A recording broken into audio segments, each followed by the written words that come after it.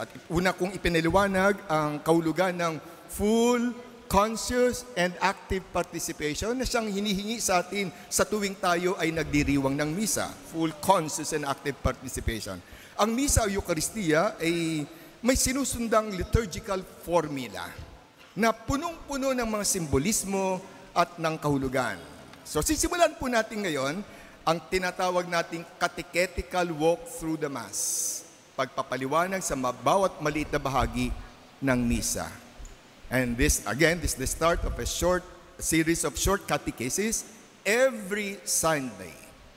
Understanding what we do, why we do it, and what it all means will help us to celebrate the Mass with much deeper faith and devotion. So magsisimula tayo siyempre sa pinakasimula, doon sa tinatawag na entrance rite. Ang entrance rite po ay binubuo ng 4 na bahagi. So entrance pa lang, 4 parts na. 1, procession. 2, greeting and act of penance. 3, gloria.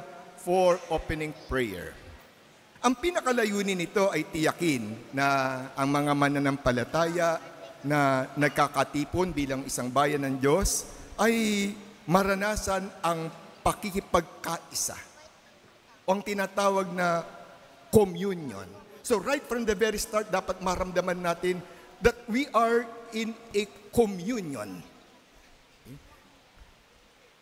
Layunin din ito na i-dispose tayo sa pakikinig sa salita ng Diyos at sa pagdiriwang ng Eucharistia.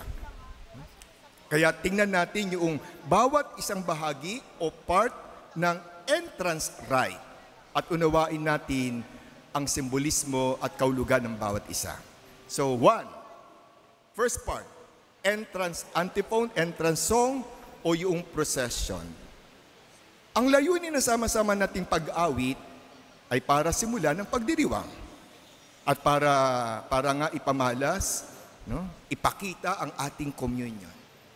Kaya sa pag-awit pa lamang ng entrance hymn ay dapat ipinapakita na natin ang ating pakipagkaisa, ang ating pagiging isang bayan ng Diyos. Layunin din ito na tulungan tayo na mailagay ang isip natin sa liturgical season and liturgical celebration. Ang sama-sama nating pag-awit ay pagpapayag o proclamation ng isang pananampalataya. Habang kumakanta tayo, habang kumakanta ang congregation, nagproprosesyon naman po ang priest presider kasama ang mga liturgical ministers. So ito po hindi simpleng pagpasok lang, hindi yung tipong kasi kinakailangan pumasok ng pare at magsaserve para magsimula ng misa. Hindi po. The procession is led by the cross, which symbolizes that our journey through this world towards heaven is made possible only by the cross, the symbol of Christ's passion, the symbol of the holy sacrifice. Kaya, yung palang napaka-symbolic na, napaka-meaningful na. Yung mga nagproprosesyon ay kumakatawan sa atin, sa ating lahat, na naglalakbay patungong langit. So, yung procession symbolizes the pilgrim church, isang simbahang naglalakbay. At kasama tayo sa mga naglalakbay. Ipinapaalala sa atin na lahat tayo ay patungo sa kaharian ng Diyos, patungo sa kaharian ng langit. So, doon sa entrance rite na yon, ano dapat ang gesture natin? Ano dapat yung pinapakita natin? Well, dapat po nakaharap tayo sa pari. Sa priest presider, nakaharap tayo doon sa procession bilang pakipagkaisa natin doon sa paglalakbay. Kaya wag ninyong deadmahin yung mga pumapasok. Because it is, again, symbolic. Kaya dapat nakaharap tayo doon sa procession o doon sa priest presider. Bakit nga ba tayo kailangang humarap doon sa pari? We face the priest presider as we welcome Christ, the true priest. Sa misa, kinakatawan ng pari, si Kristo.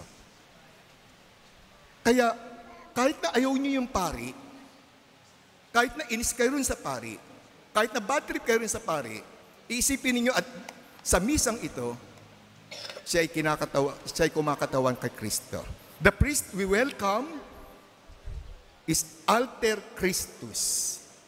Pakiulit nga po, alter Christus. Kinatawan, kumakatawan kay Kristo. Kaya nga, dapat dumadating tayo before Mass. Kasi dapat kasama tayo sa nagwe-welcome kay Kristo.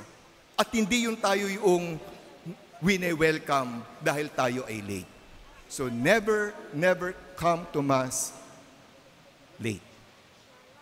Kasi doon pa lang simula, dapat wini-welcome na natin si Kristong pari.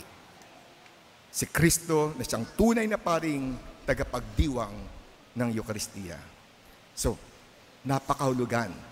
Even our gesture of facing the priest presider is our way of welcoming Jesus Christ. Entrance procession pa lamang po ang naipapaliwanag ko. Sa susunod na linggo, papaliwanag ko naman po ang greeting and act of penance na bahagi pa rin ng entrance rite. Kaya abangan ang susunod na pagpapaliwanag.